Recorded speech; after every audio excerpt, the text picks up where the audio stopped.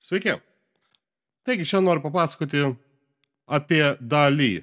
Tai novatorišką dirbtinio intelekto vaizdų generavimo įrankį, kuris yra prieinamas per platformą ChatGPT. Jei turite prenumeratą, mokate $20 per mėnesį ir turite prieigą prie ChatGPT 4o, tuomet galite naudotis ir DALL-E vaizdų generavimo įrankiu. Nors ir paveikslėlį sukurti lengva, tačiau norint išgauti kažką labai unikalaus, reikia ties to padirbėti. Nes, tarkim, parašius katė, mes gausim katę, bet ji toli gražu nebus tokia, kokias mes, tarkim, norėjom ar kokią įsivaizdavom. Čia ateina į pagalbą vadinamas prompt engineering arba užklausų inžinerija, kai mes tiksliai pasakom bet kuriam modeliui, šiuo atveju DALL-E, ko tiksliai norim. Reiškia, apibūdinam patį mūsų pagrindinį objektą, apibūdinam sceną, apibūdinam išvaizdą, dydį, spalvą ir bet kokias kitokias išskirtinės savybės. Taigi, pirmiausia, kas yra labai svarbu, tai tema ir detalės. Jūs turite aiškiai ir glaustai apibūdinti pagrindinę nuotraukos temą, naudoti konkrečius daiktavardžius, kad išvengtumėte dviprasmybių, apibūdinti pagrindinės objekto detalės, įskaitant jo išvaizdą, dydį, spalvą ir bet kokias išskirtinės savybės. Ir štai pasibandysim keletą pavyzdžių. Pirmiausia, paprašysiu, kad ChatGPT 4o pasinaudoja savo DALL-E modelį nupieštų didelę katę. Ir kaip matom, DALL-E būtent tai ir padarė, nupiešė tiesiog didelę katę. Tačiau aš omenyje neturėjau didelės katės.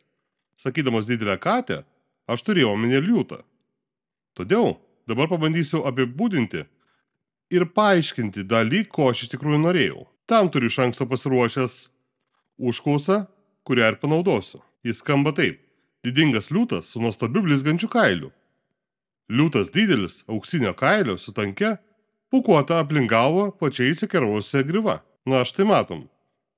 DALL-E puikiausiai suprato, ko mes iš jo norėjom ir gavom vietoj didelės katės.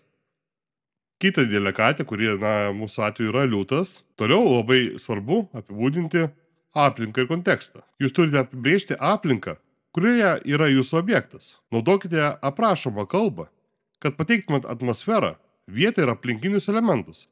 Pavyzdžiui, sodrus žalias miškas arba triukšminga miesto gatvė. Paprašiau DALL-E, kad jis sukurtų paveikslėlį pagal mano užklausą, kuris skamba ramus sodas prie ramaus vandens.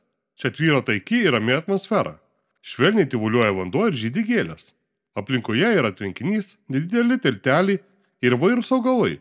Aplinkiniai elementai – tvenkinys, tilteliai, medžiai, gėlės, paukščiai ir drugeliai. Kaip matot, aprašėm labai išsamei, ko mes norim iš DALL-E ir įgyvenino visą tai, ką mes norėjom. Paveikslėlis atrodo fantastiškai ir, kaip matot, DALL-E atsižvelgia į aplinką ir kontekstą. Dabar pademonstruosiu kiek kitokią užklausą, kurią aš pasirašiau iš anksto. Taip pat apibūdino visas detalės, kad DALL-E sudėtų jų kaip įmanoma daugiau ir paveikslėlis savaime suprantama gautus įspūdingesnis. Taigi paprašiau DALL-E, kad sukurtų paveikslėlį, kuriame yra šurmuliuojantis miesto turgus, atmosfera gyva ir energinga, žmonės parduoda ir perka prekes. Aplinka tai miesto centro turgus, pilnas įvairių prekystalių ir daiktų. Aplinkiniai elementai, prekystaliai, pardavėjai, pirkėjai, įvairūs vaisiai, daržovės ir kitos prekės. Kaip matom, šiek tiek interpretavo, mes nenusakėm tiksliai laikotarpio, tai reikėtų patikslinti, kaip ir matome šiame paveikslėlyje. Nes prieš tai mes tiksliai nusakėme, kurioje tai turi būti vietoje ir tikslią aplinką. Sekantis labai svarbus kriterijus, reikia nurodyti stilių ir paveikslėlio sudėtį. DALL-E gali kurti įvairiausias stiliaus paveikslėlius. Nuo fotorealistinio iki animacinio, pavyzdžiui, Van Gogho stiliaus paveikslas arba skaitmeninė iliustracija. Štai pateiksiu DALL-E dar vieną užklausą, kuris skamba taip.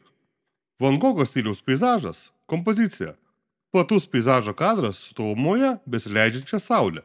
Apšvietimas šiltas ir švelnus, saulės spinduliai žaidžia laukuose, perspektyva apima platų lauką ir dangaus vaizdą. Kaip matot, tiksliai nusakiau stilių ir paveikslėlio sudėtį, iš ko jis turi sudaryti ir kad tai būtent būtų panaudotas Van Gogho stiliaus peizažas. Ir kaip matom, yra elementai iš garsaus Van Gogho paveikslo Starry Night, kuriame, ten buvo mėlynas fonas, būtent taip debesis ir saulės paišyta, tai yra Van Gogho stilius.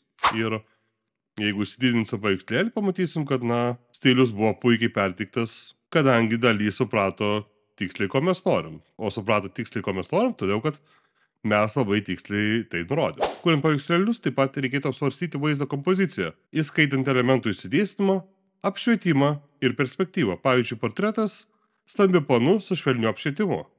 Arba platus peizažas su tolumoje besileidžiančia saulė. Tam, kad pagrįžčiau tai, pabandysiu dar vieną užklausą, kuriame, nepateiksiu daugumos detalių ir tiesiog parašysiu vienaragis pievoje. Ir žiūrėsim, kur Dalį fantazija nuves šį kartą. Kaip matom, Dalį puikiai pavyko. Mes turim vienaragį pievoje. Dabar užklausiu, šiek tiek patikslindamas. Turėtų būti baltas vienaragis su auksiniu ragu. Stovintis žydinčioje pievoje, saulėlydžio metu, apsuptas gėlių ir drugelių. Na štai, būtent tai, ko norėjom, saulėlydis ir auksinis ragas ir drugeliai. Tiksliai išsakėm savo vaizduotę ir gavom tiksliai tai, ko norėjom. Dabar yra dar vienas momentas.